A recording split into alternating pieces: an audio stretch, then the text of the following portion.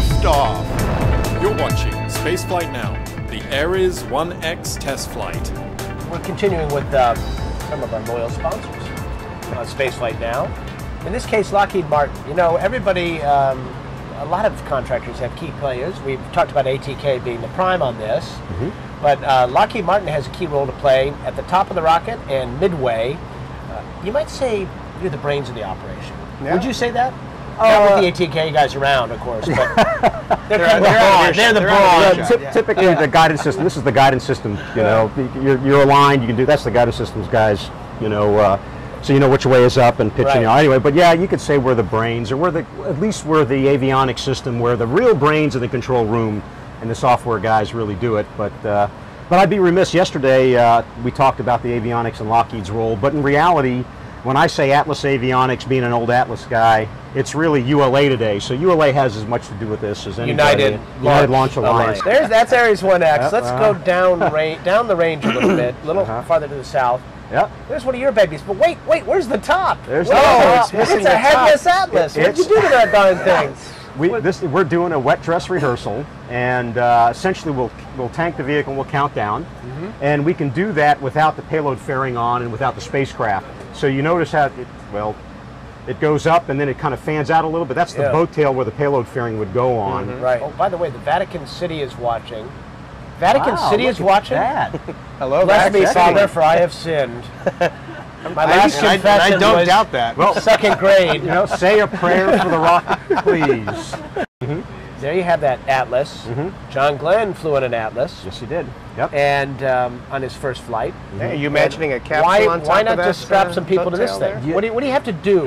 Help people understand what you have to do to make a rocket man-rated, or human-rated would be more politically correct. Human-rated is more politically correct.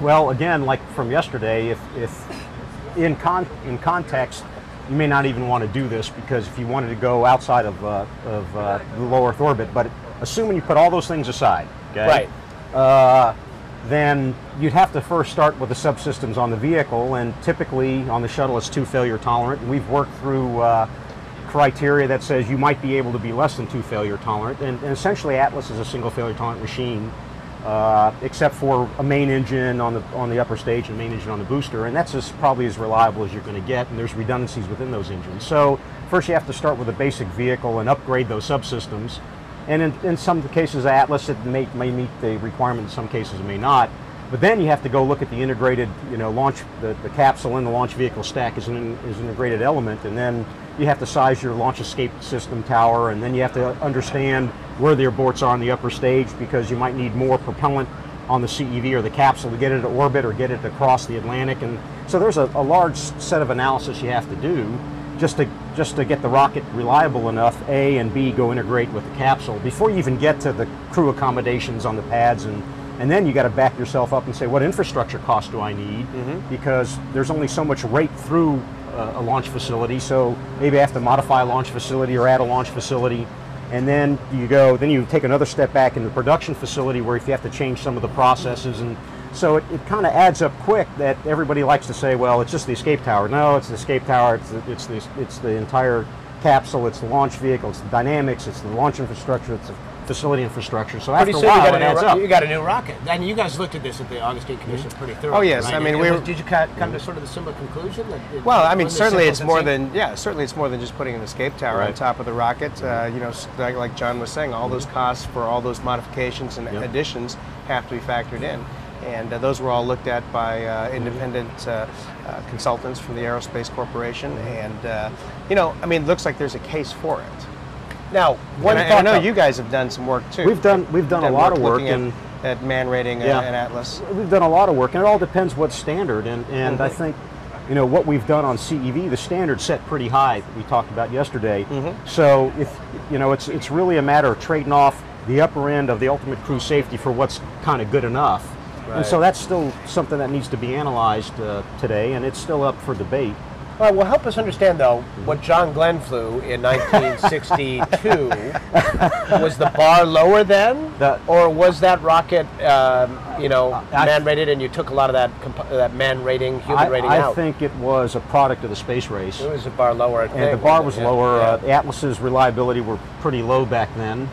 And essentially, you took an ICBM off the shelf and put some emergency systems on it to go determine if the vehicle was flying sideways or losing thrust, and that was about it. You had a very small box, and back then there were black zones in some cases. Black zones meaning there were areas where the crew wasn't as survivable as maybe another part of the no abort scenario. No abort scenario. So it was a lot different back then. So he really is a hero, isn't he? You know, let's face it. I got to tell you, the guys. I mean, you're my hero, Leroy. Don't get me wrong, but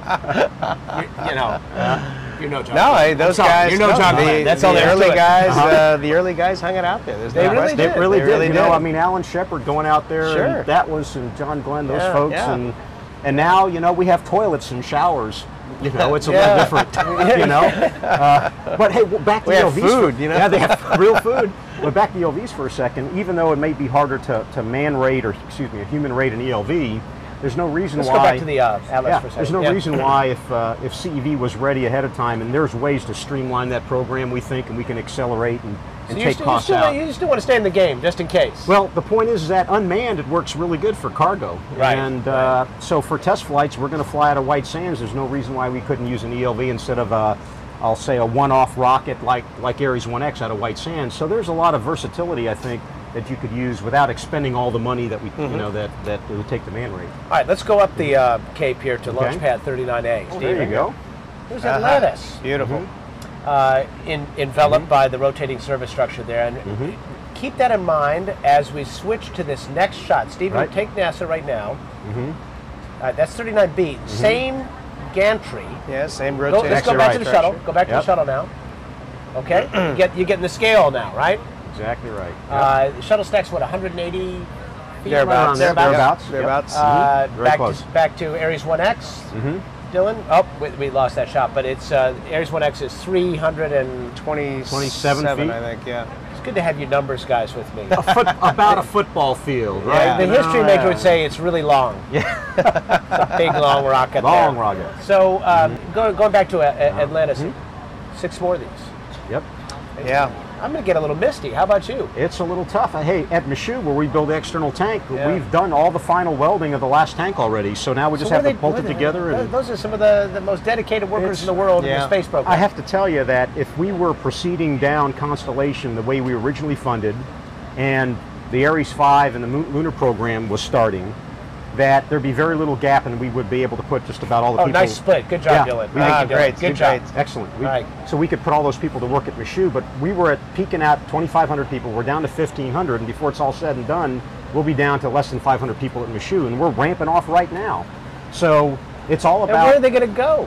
Well, you know what? If we can make a decision, we're going to lose that. If we can make a decision of where we're going, we can put people back to work. Even after hurricanes, they are building the fastest, cheapest, the most perfect ETs ever built and flown. So we're very proud of those folks. 3 days after Katrina, I landed there in a helicopter. Yeah. And I'm telling you, it gets me misty. I start choking up every time I talk about talking to those guys. Yep. Your workers. Yep. Stayed behind and man, this rickety old those pumping pumps. Yes, system. that's right. And saved the facility. Literally saved that facility. Yep. And meanwhile, did not know how their families were doing. Right. Did not know if their homes were all destroyed. Exactly. Had no contact with their families. Yep. The story, it's just, if that doesn't sum up the passion and dedication of the space program in a nutshell, I don't know what does. Right. You can talk about John Glenn all day long. We all know that story. There's a lot of stories like that. Absolutely. Exactly right. They risked their lives to save space flight hardware. They did. They did. So let's go build a big rocket very fast and put those people back to work. Dagnabbit. Sounds good. Now, since you are the brains of the operation, avionics and the pointy end of the rocket there, clearly you can give me a way to use this thing to launch. Can you set me up? We can do that now. I just can't give you the launch code. So I'm sorry, that's classified. So there is an app for that? You know, there might be an app for that. Yeah, it's probably in the Lockheed Martin store. You can download it for a few $1 million, right?